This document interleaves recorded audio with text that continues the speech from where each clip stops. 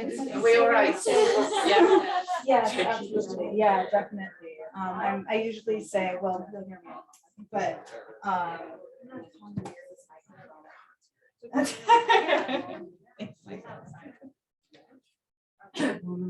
it's so lovely. Okay. Hi, folks. Thank you all for joining us.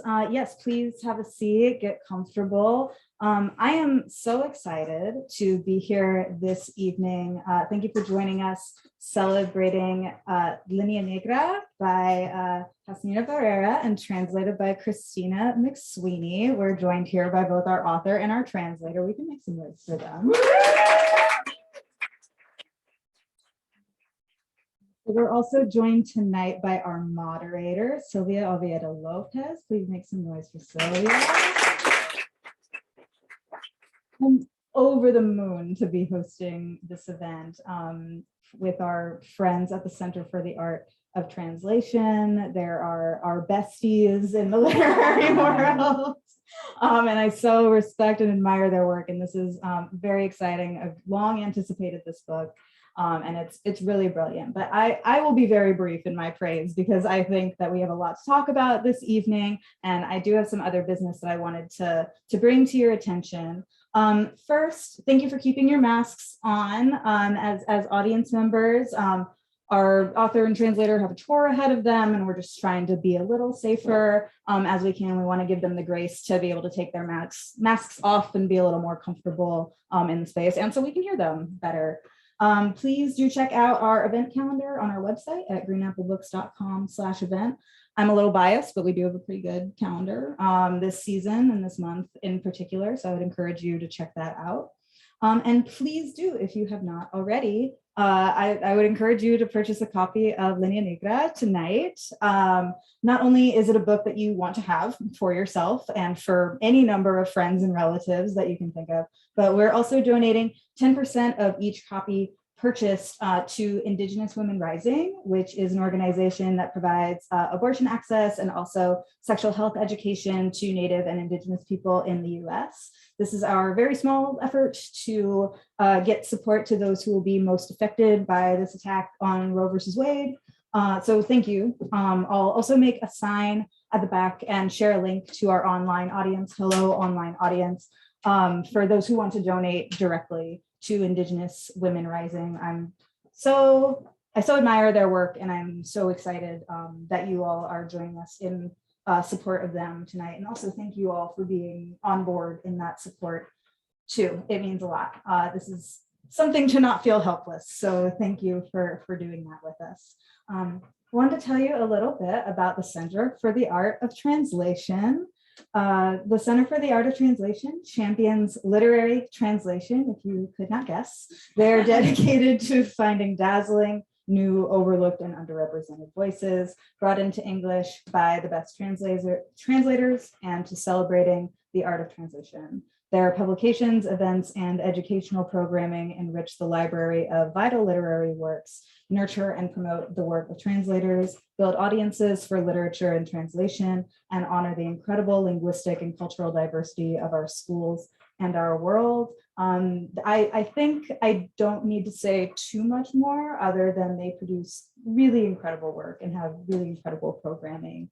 So if you are unfamiliar with the Center for the Art of Translation, either here in this room or out there on the internet, I will link to their website. I highly recommend that you check them out. A special thank you to Leslie Ann Woofter, who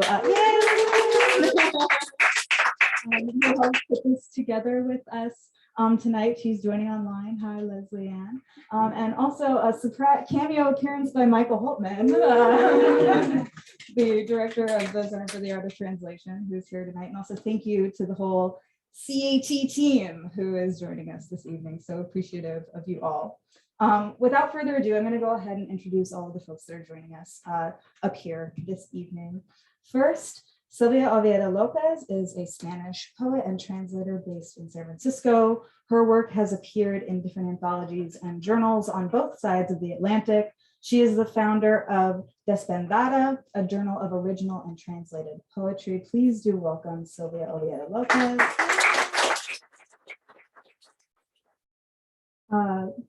Next, Christina MacSweeney received the 2016 Valle Inclán Prize for her translation of Valeria Luiselli's The Story of My Teeth, and Among Strange Victims by Danielle Saldana Paris was the finalist in the 2017 Best Translated Book Award. Among other authors she has translated are Elvira Navarro, a working woman, Veronica Gerber, and Julian Herbert. Please do welcome Christina MacSweeney. Also, translator Christina MacSweeney.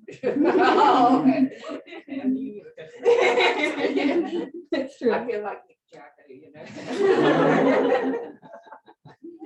know. Last but certainly not least, I'd like to welcome our author, Jazmina Barrera, who was born in Mexico City in 1988. She was a fellow at the Foundation for Mexican Letters. Her book of essays, Cuerpo Extraño, was awarded the Latin American Voices Prize from Literal Publishing in 2013.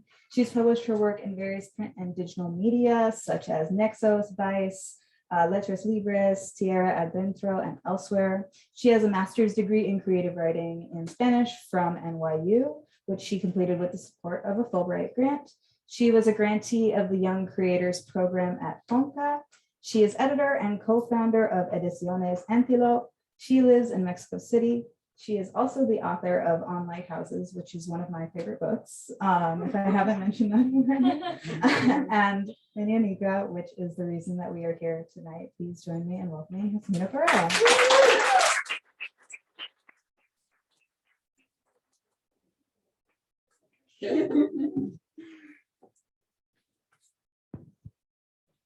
All right, welcome everyone again. Welcome to the people here in person, IRL. First event like from the Center of the Art of Translation in 2+ years. So it's extra special. Thank you for joining tonight, and thank you to everyone joining online. We're super pumped to be here. I will say before we dive in, I'm a translator to Christina's really big chapter, so even better. Absolutely true and correct. But yeah, very, very excited to be here today to talk about Linea Nigra. It's a beautiful book, and please do get a couple copies. There are birthdays, Christmas celebration, like you want to get 5-10 copies to give them away and then donate that little extra. It's important. So thank you also to Green Apple Books for having us here. It's like such a special place in San Francisco.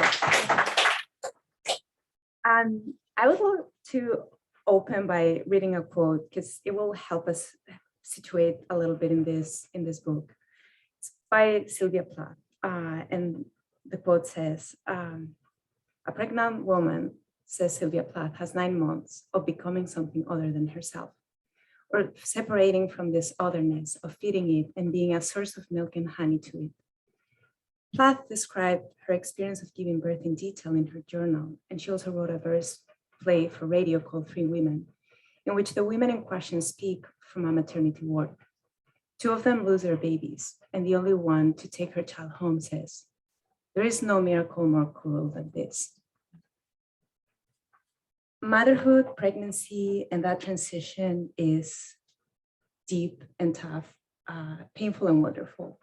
You wrote a book about it. I would love to hear more about like what was the genesis for that idea? What prompted you to bring your experience into the public sphere? Well, first of all, thank you for being here. Thank you for to Lines, to Green Apple Books, Silvia, Christina, everyone here. I'm just so happy. Yeah, this is a very joyous meeting. And so okay, to the question. So this book started as a very intimate diary, and a very common thing that many women do when they are pregnant. They start writing or documenting this strange, wonderful, but mainly strange transformation. It is even recommended in the most common book of counsel about pregnancy. And I think it has to do with the fact that the body changes very fast during pregnancy, and many things change. And you kind of start to forget what it was like being 3 months pregnant, because everything is happening so fast. So documenting it makes sense, you know, to remember it. So I was doing that, and I was completely invested in this theme, in this process. I couldn't write about anything else. I had to write about something else, but I couldn't. And but I was doing that mainly for myself. And then this was like 5 years ago, and it might not seem that long ago, but when I was writing the book, I had a hard time finding, especially in Spanish, literary books that had to do with motherhood. And it was especially important for me because I had no friends who were pregnant. I had no friends who had small children.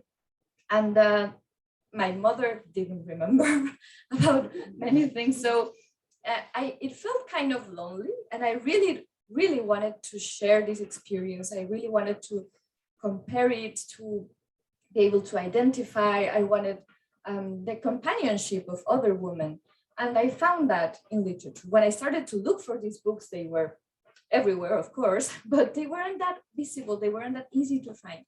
So there came a point, well, first the book started to transform because of life, you know, because there was an earthquake in Mexico City where I live. My mother got cancer, and everything started to get a little bit mixed up in my life and in the writing of this thing, which was a journal or something. And suddenly I felt the need to share all of this, not only my experience, but also the small kind of archive that I was creating about references of motherhood and pregnancy, especially pregnancy, childbirth, and breastfeeding in literature and in visual arts. Because I said, well, if all of these books, if all of these images help me so much during this process, maybe this book can just help someone. I don't know who, I don't know how, but what if? So then it is worth to publish it. And that's how we came to. It's fantastic. And I would love to hear the beginning, if you're okay. We're going to do a little bilingual reading, so that will help us hear where the book starts.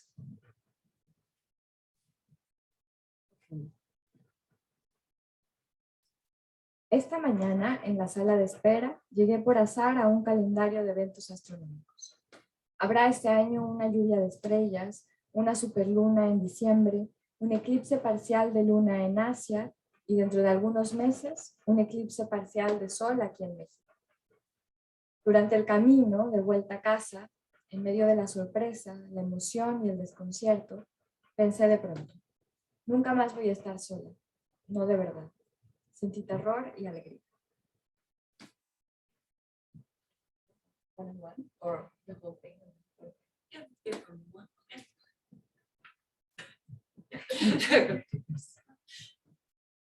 This morning in the waiting room, I came across a calendar of astronomical events. There was to be a meteor shower this year, a supermoon in December, a partial lunar eclipse in Asia, and in a few months' time, a partial eclipse of the sun in Mexico. On the way back home, surprised, excited, disconcerted, I suddenly thought, I'm never going to be alone again, not really alone. That thought was terrifying and joyful. La espera del embarazo es un frutero. Las aplicaciones te dicen cada semana a qué fruta se parece el feto conforme crece. Son extranjeras, no toman en cuenta la variedad de frutas que hay en México, los muchos tamaños diferentes que existen de mangos y aguacates. Alejandro dice que las mandarinas mexicanas son del tamaño de las naranjas chilenas y que las mandarinas chilenas son del tamaño de un limón mexicano. Además, lo que yo llamo limón a secas, él lo llama limón de pica, y lo que él llama limón a secas, yo lo llamo limón amarillo. Fuimos hace algunos días a un ultrasonido y escuchamos su corazón. La enfermera dijo que latía muy fuerte, que es del tamaño de un arándano y gran parte de su cuerpo es un corazón que late. Está difícil no encariñarse con un ser del tamaño de un arándano que tiene un corazón que es casi por completo un corazón que late fuerte. Pregnancy is fruit bowl. The apps tell you which fruit that your fetus resembles as each week as it grows. But none of the apps were written in Mexico, so they don't take into account the wide variety of fruit we have here. Many different sizes of mangoes and avocados. Alejandro says that Mexican mandarins are the same size as Chilean oranges, and Chilean mandarins are the size of Mexican limes. Plus, what I simply call a limon, he calls a limon de pica. And what he calls a limon, for me, is a yellow lime. A few days ago, we went for an ultrasound and heard the heartbeat. The nurse said it was very strong. The fetus is the size of a blueberry, and a large part of its body is taken up by that strongly beating heart. It's hard not to feel affection for a creature the size of a blueberry with a heart, a creature that is almost nothing except a strongly beating heart.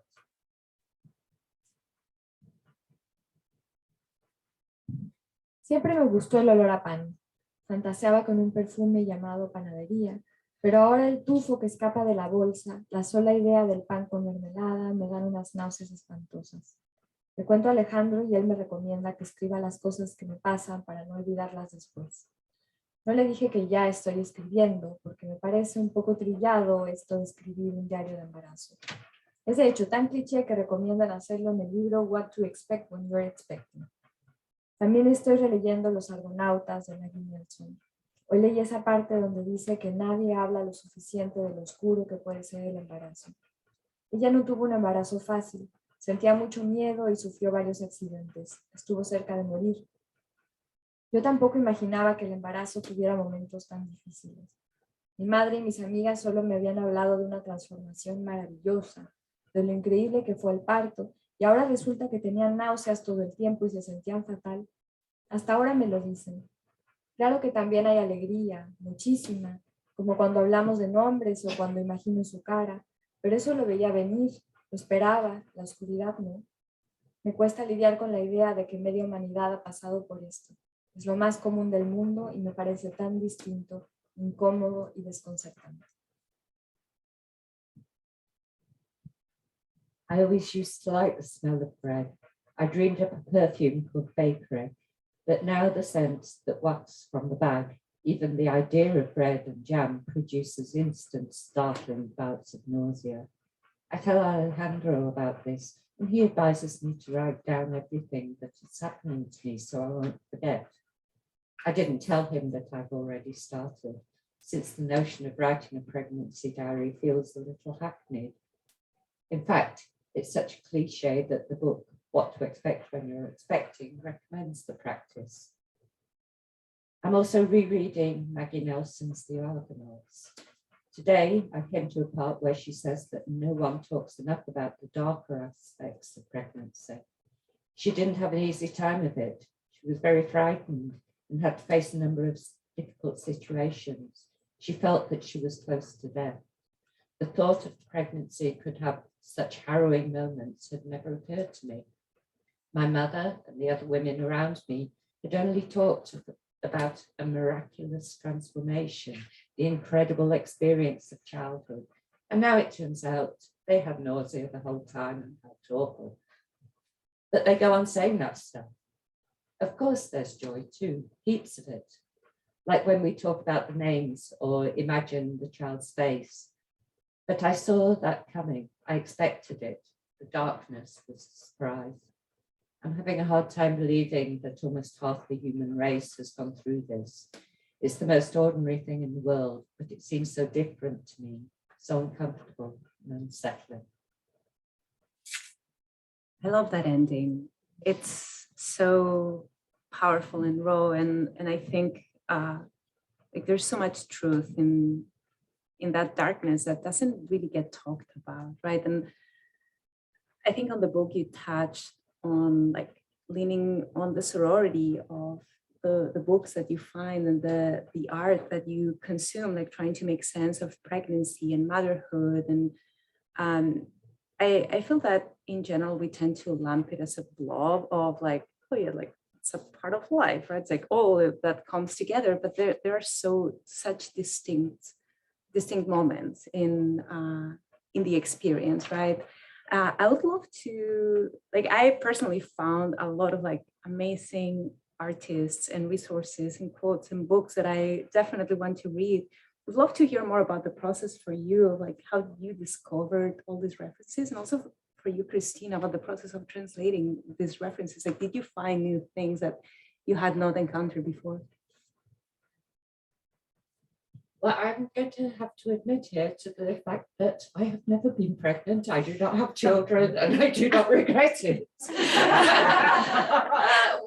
I meant it from the translation of these materials. For what it's worth. That's what I mean. It's part of the translation process to some extent. That when, sort of Jazmina told me about this book, and, sort of the idea was that I would translate it. I mean, there's a lot of conversation, a lot of discussion about it, identity politics in translation, and I am certainly not the ideal person to be translating a book on pregnancy and children. But I found as you say, the references, going further into it, thinking about the experiences, trying to empathize with this. To me, it was really quite something. It was a very emotional experience, and I think helped me to understand other people, other women better, sort of, and to maybe even look at myself and say, sometimes have I been hard on people, thinking this kind of thing. So all this became part of my translation process, in fact. So yeah, it was very beautiful. It was a really beautiful experience, and I felt I got to know the world, a woman's world, much better than I had before. Oh, but you were the ideal translator. She has to say it. Because I won't translate the next one. But yeah, I believe it has more to do with empathy than even experience, because you can live the same experience, but if you cannot put it into words, and what you have is you're an amazing writer, and you can understand all kinds of experiences from language, and I think that's just what you need to translate, books about war, books about just anything, Yeah. Oh, and about the references. So yeah, as I was saying, it was a bit difficult at first to find these books or these references, because they are not all books about pregnancy, but they are small references that you can find in, for example, Sor Juana, which I had no idea that has something about that. It just was one day found it. And that's a spicy one. So that's really beautiful. I got to translate that. That was wonderful. Yeah, so when I started to look for it, it turns out they were everywhere, but they weren't the most visible or obvious, because they tended to be overlooked, I think. So that was exciting. That's awesome. I love what you touch on, Christina, around like identity, politics, and translation, because that's a big debate. Like, if you're interested, I check Twitter. There's a big conversation happening right now. Take a look. Yeah. But I think your point about empathy and building empathy is something that I don't know. It feels like pregnancy has been like productionized as a marketing act, right? And you lose that sorority, that community, that empathy that comes with such big transformation. And that rupture. And I think this is a book about pregnancy and earthquakes, and I'd love to hear more about what that means, and like what is the connection between these two points in time of your timeline, of your own timeline. So now that I think in retrospect about this book, there's a quote by Mary Shelley from the introduction to Frankenstein that always comes to mind, and it's not in the book, but Frankenstein is from Mary Shelley. And she says that we don't ever build from or out of the void. We always build from chaos. And I think this is what this book is about. It's about building from the chaos of an earthquake, because when I was writing this book, there was an earthquake in Mexico City that shattered most of my mother's paintings. She's a painter, and her paintings were in these bodegas. It would depend. Cellars. Oh, storages. Here you have two translators finding the perfect word. Yes, they went, they were in storage. That's it. You know, building that fell and people died there, and she went with the family of the people who were below the Storage. yeah.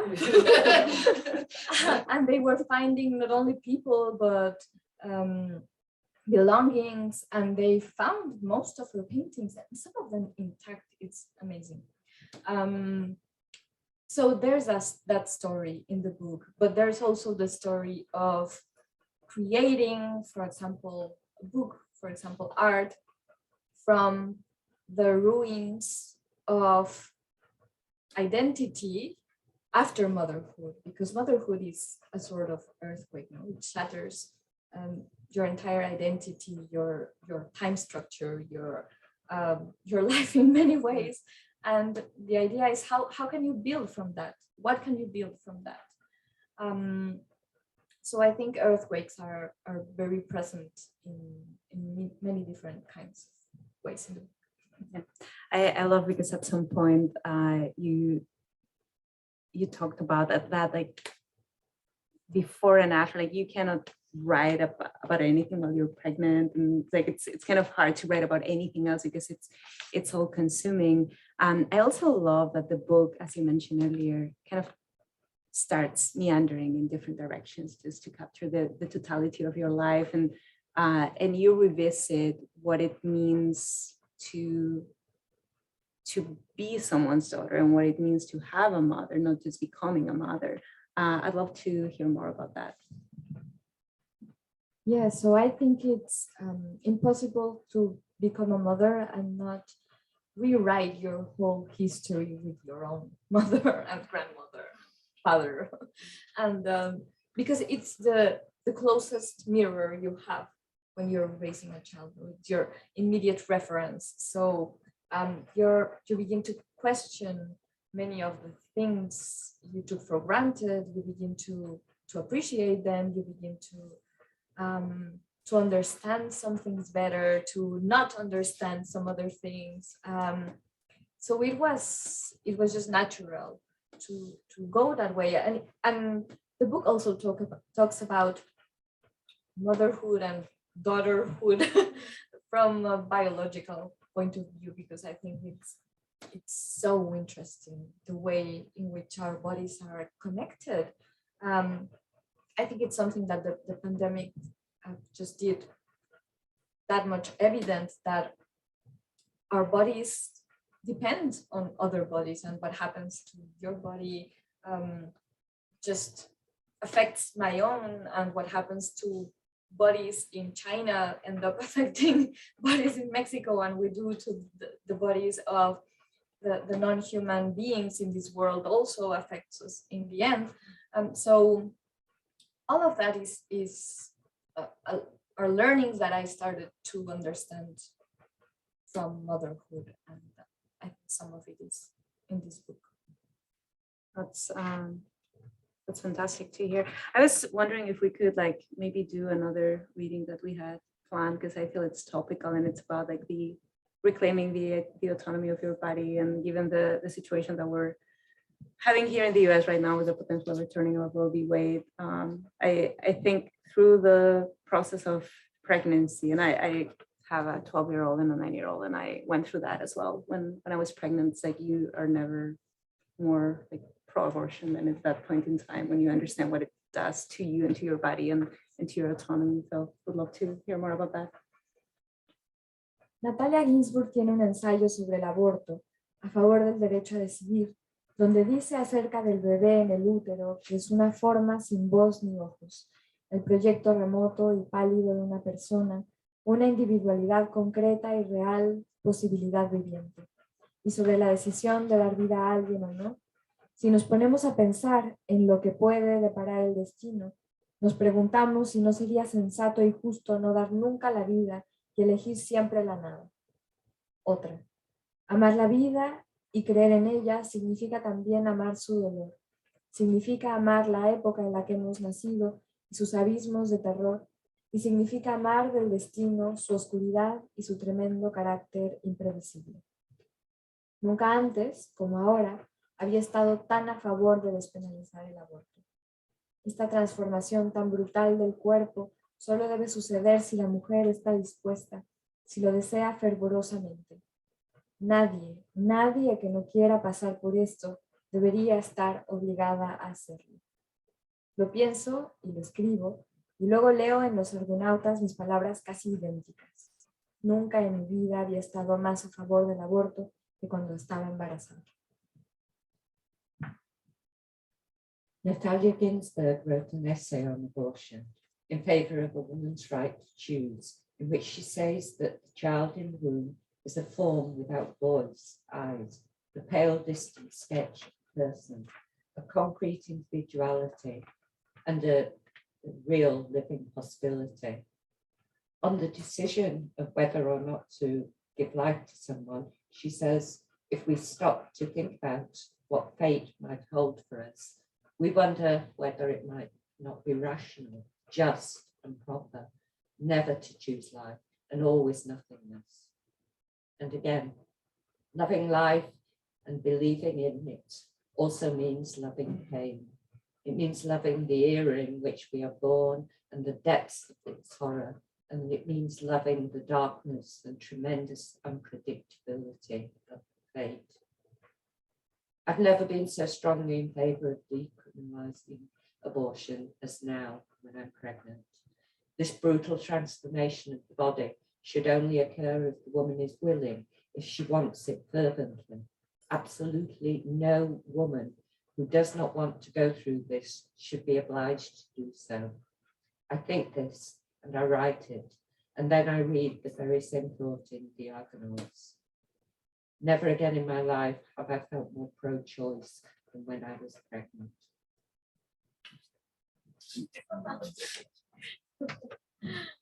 Definitely a beautiful passage. One of the things, Christina, that I really admire from this book is birth in Spanish translates as parto, which is living. Like there's a very clear physical definition of the act. How did you incorporate that? How did you go about threading that needle throughout the book? Yeah, I guess because for me, you know, sort of even when you're speaking a language and it's, you know, the words, you know, so well, you don't always think about how they are as words, what they actually mean, with their etymology, where they come from. So yeah, I mean, that was kind of like a lovely surprise for me when I came to this idea of the parto and the parting and those kind of things. So I was trying to keep, I think, throughout that, because there's also da luz, a alumbra, words like that, which go on with this whole process. And so to try to maintain the Spanish where I could, so that you could see what we were talking about here, and just, you know, sort of maybe in that respect, communicate my own kind of surprise and joy in finding these, you know, sort of different ways of thinking about this. So maybe a little addition to the original there. I love that. I actually, because it's interesting, the woman alumbras, which means like turns on the light. I had never thought about that. It's like, I was like, that is so cool. It's totally true. And it's so beautiful too. And all these references to light in Spanish, which, you know, we don't seem to have in English. But then in English, we have the giving, which isn't really there in Spanish as much or as strongly. Da la luz. Da luz. Yes. but yeah. Mm. And there was Sorry. a reference from Margaret Atwood who plays with that. Yeah. Who says like, who is it given? Who is giving it to whom? It's such an interesting question of like how things that, as you were saying before, so many things that you took for granted, like this new transformational experience served as a way to kind of like bring them into a new light, if you will. It's not your first book together. I would love to hear more about the process of collaboration, how you worked together, what were the highlights, what were the learnings from the last book? So I knew Christina before she became my translator, and she's actually been my first and only pen pal in my whole life. And so this translating these books, or her translation and my small interventions in that became, for me, were just like part of that conversation, and that felt really natural and beautiful, like talking to her about anything else, and also about the questions she had about these books. And she had many questions, but to tell you the truth, she also had wonderful solutions for all of her questions. So I was just mainly like, sure. Well, I think Jazmina undervalues herself, because that conversation for me has been super valuable in our work together, and I think it's lovely that it is an ongoing conversation. It's not one that just is focused on the text we're working with. It has kind of wider aspects to it. But I would say that Jazmina is really, sort of great at, because it's not always, when you're translating, it's not necessarily words that are a problem, but how ideas fit together, and wanting to be sure that you've really captured what the author wants within this. And so Jazmina has always given me a lot of time, a lot of attention, and a great deal of insight into making sure I do get it right. So it's great.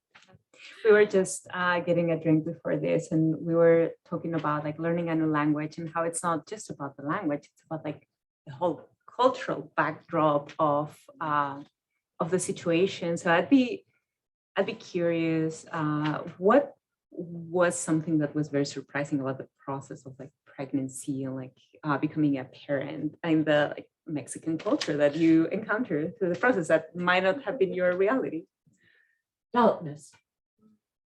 That was, I think, really darkness, because there seems to be a lot more darkness, and that goes with the eclipse and everything as well. That idea of closing when a woman's giving birth, to closing the curtains, that it all happening in darkness, that was a real surprise to me. It made me think, would I like that? Would I want to be giving birth in darkness? And, it's frightening enough to think about in the first place without that. And I think also when you talk about these sort of legends from, sort of indigenous Mexican cultures around childbirth, and how sensible they all are, really good things. And I think that's what I found surprising. That's such a good observation. So this is an essay, and it's, as you said, it's like a diary that became a public diary almost. But I feel as the book takes shape, there's a character that comes into the book that's Luz Jimenez. And I'd love to hear more about who she is and why she was a central figure to you. So I was breastfeeding my child one night at 4 a.m. and I was trying not to fall asleep, because every time I did, I woke up with the worst. It was horrible. And so I was looking in my phone for something to keep me awake, and I found this image that a friend of mine had done about a fountain in Parque Mexico, which is a very famous fountain that I've seen a lot of times. It's a strong large woman with a, I'm sorry, her image wasn't that. Her image was a woman, a very large woman, who was breastfeeding a couple of xoloscuincles, who were, it's a kind of dog, Mexican dog. And I say, oh, this woman reminds me of the fountain from Parque Mexico. So I went to look at that fountain, and I read the story about that fountain, and it said that the model for that fountain was a woman called Luz Jimenez, who came from Milpalta, who was a Nahua woman, and she was a model of a lot of paintings from the 50s, before that, the 40s, and many of the most famous painters in Mexico, Diego Rivera, many others painted her. And so I'd seen that woman so many times before, and I didn't know. And what was interesting to me, well, many things were, but the fact that she, in most of those paintings, she seemed to represent motherhood. And she seemed to represent the patria, which was the translation? The native land, the country. The motherland. The motherland, Yes. which, interesting enough, in Spanish, it comes from father, Yeah. like fatherland. And this stereotype of the indigenous woman as a very fertile woman, as a very pure woman, an anonymous woman, and this idealized motherhood. And then while I was looking at that, I found that this Italian photographer who had lived in Mexico City called Tina Modotti, a very wonderful photographer who really got into documentary photography, took pictures of Luz Jimenez breastfeeding her child. And they were amazing pictures. They were contrary to those idealized pictures of motherhood. These were very real. Tina Modotti never had children, but she really seemed to get like the gestures, the bodily language, the closeness, the tiredness, the weight of the baby. It was very impressive to me, and so I did a little research on Tina Modotti and on this woman, Luz Jimenez, who was really an artist in a way, like she took modeling to an artistic level, and she was a wonderful character. And so that thread went into the book. Love that. Can we listen to that? We're going to open it up for questions soon, so that gives you a couple minutes.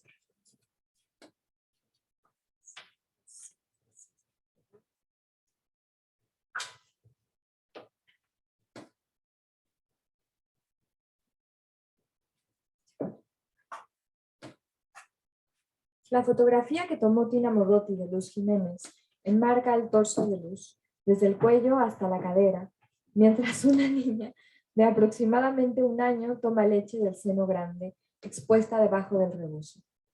La blusa blanca, holgada, se levanta desde abajo para destapar el pecho.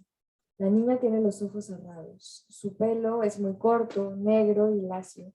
Tiene en la oreja una arracada y usa un vestido blanco con puntos y cuello bordado. Por el tipo de artesanía de la arracada sabemos que es una niña indígena, dice un crítico de arte. De los brazos de la mujer cuelga un rebozo y las manos debajo se posan una sobre otra. La mujer toma a la bebé en brazos. No vemos su cabeza.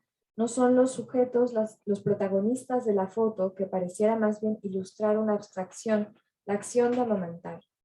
Hay un continuo desde el embarazo hasta el destete, una serie de transformaciones en el cuerpo de la mujer encausadas a dar vida, incluso después del parto, cuando la vida ya está, por así decirlo, dada.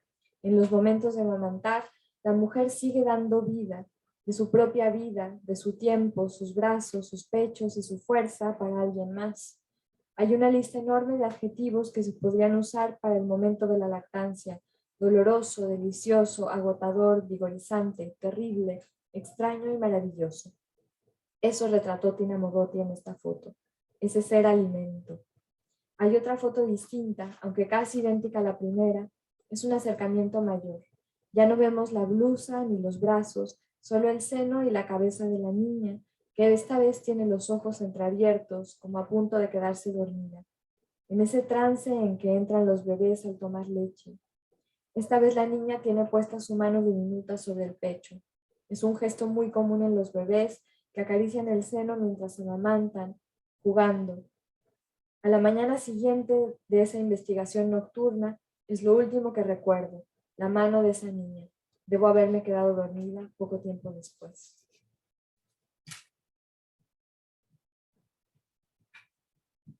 The photograph Tina Modotti took of Wilsinen's frames her body from the shoulders to the hips, with the child of about one suckling at her large breast, visible beneath the shawl. Her white, loose-fitting blouse is pulled up to free the breast. The child's eyes are closed. Her hair is very short, black and straight. She has a hooped earring in the lobe and is wearing a white dress with embroidery at the cuffs and neck. The craftsmanship of the earring tells us that the child is an indigenous female, says an art critic. The shawl is draped over the woman's arms, and below it the hands are crossed.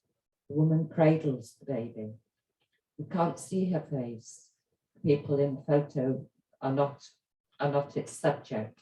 Rather, it seems to be illustrating an abstraction, the act of breastfeeding. There is a continuum from pregnancy to weaning, a series of transformations in the body of the woman, the purpose of which is, you could say, to give life. Even after the birth, when life has already been given, as she's nursing the child, the woman goes on giving life from her own life, from her time, her arms, her breasts, and from her strength, and to someone else.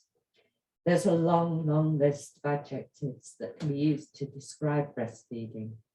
Painful, delicious, exhausting, invigorating, awful, strange, marvelous. Tina Modotti captures all that in her photograph, the state of being nourishment. There's another photo, very similar, but not exactly the same. It's a close-up. The blouse and the arms are no longer visible, only the breast and the child's head. This time the eyes are half open, as if she's about to fall asleep. In that trance, babies enter when they are feeding. This time the child's tiny hand rests on the breast. It's a very common gesture in babies, caressing the breast as they drink, playing. The morning after that nocturnal research, this is all I can remember, the child's hand. I must have fallen asleep not long after seeing it. Thank you so much. Love to open it up for questions either from the live audience or our online audience. Do we have any? Do you have one? Not yet. Online audience, we're waiting for questions. It's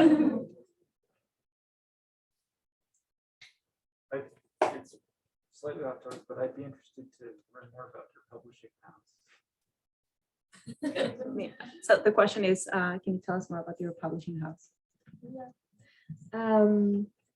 So Ediciones Antílope is turning 7 this year, and we're really happy about that. It's been a beautiful process. 5 friends we met, and some of us met way before that, and we really had this idea of starting our own publishing house, but we didn't know how, until we met Astrid, who happened to also have worked on other publishing houses and really know the administrative part, the administration part, which is very different from anything all of us had done. So that came together, and it turned out that we all got along very well, and we all had like complementary ideas and skills, and we started this knowing that it wasn't going to be a business in Mexico. No independent publishing house is.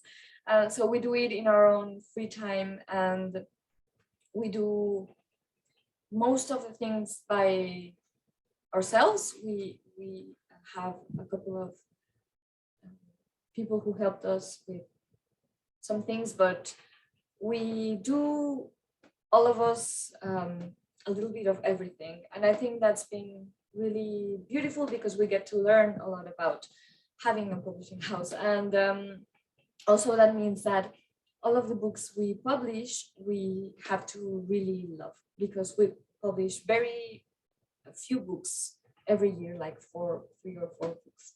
And but they are all books that we really all care about and all invest our time and energy and even money on.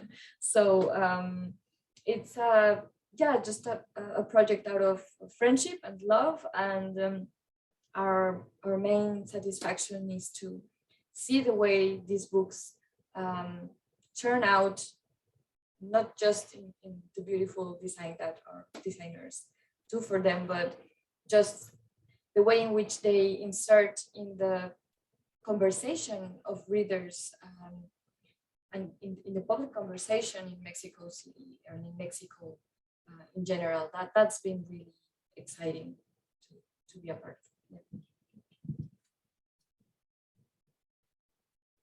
Any other questions? One of the things that I really love about the book is how it doesn't reduce pregnancy to like a single moment.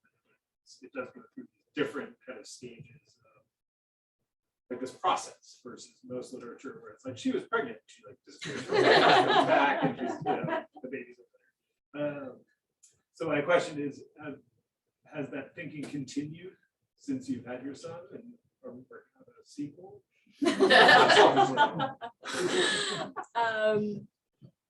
Yeah, the process, I feel like it never ends. I mean, I feel like I'm in a 4-year-old postpartum still, like because it's changing the whole time, and it's a process of separating yourself from someone else, but never fully, never totally. So my son is 4 years old now, and he's very independent, but he still relies on me a lot, and I still feel that what happened to him happens to me in many ways. I don't know if that ever goes away. I'm not sure how can it happen. I cannot imagine. Maybe it will, but right now it doesn't feel like it. And I'm not working on a sequel. I mean, I've written a lot of essays after that that have to do with raising a child, and especially the language of children has been very impressive for me. And I think Christina has translated some of those. And yes, the acquiring of language is something wonderful and just marvelous to watch. And I've written about that, and I recently wrote about my son's imaginary life in England. And so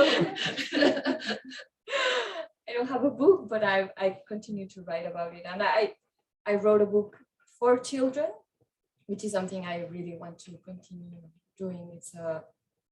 It's a wonderful world out there of books for children, and that I feel like now that I'm reading every night to my son, I got to discover this other world of literature, of amazing writers and illustrators and genres, and so yes, I'm exploring that. Shout out to Green Apple for the amazing kid selection.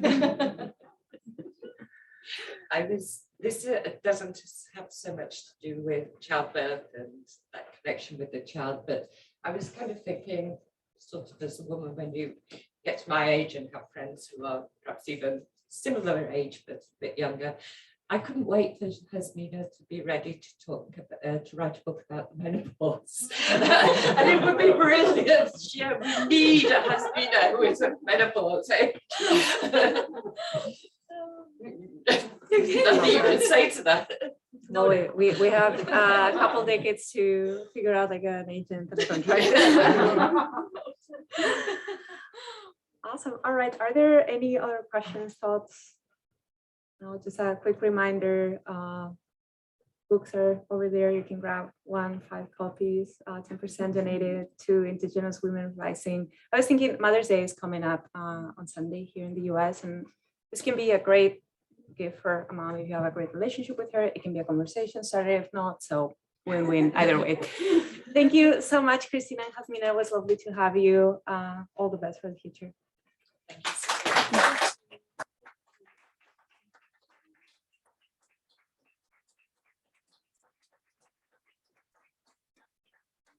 Give another hand to Silvia and Jazmina and Christina. Thank you. Sorry, I'm standing directly behind you. And thank you to the Center for the Art of Translation for letting us be a part of this. I'm so grateful to you all for being here, and I so appreciated this wonderful conversation. Thank you all so much. Please do make yourselves comfortable, and as Silvia said, we do have plenty of copies of the book for you and all of your loved ones. So thank you so much. We'll see you next time. Yay!